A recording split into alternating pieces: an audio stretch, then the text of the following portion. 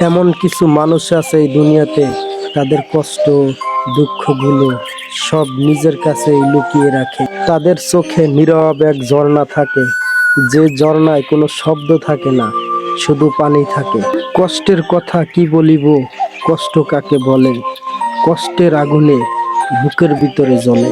বিশাল বড় জমির ভিতরে বৃষ্টির মতো কুয়াশা, শীত, তারপরও কষ্ট করে কাজ করতে হয় একটা ফ্যামিলির মুখের দিক তাকিয়ে, একটা পরিবারের ভালোবাসায়, একটা পরিবারকে সুস্থ রাখার জন্য, ভালো রাখার জন্য।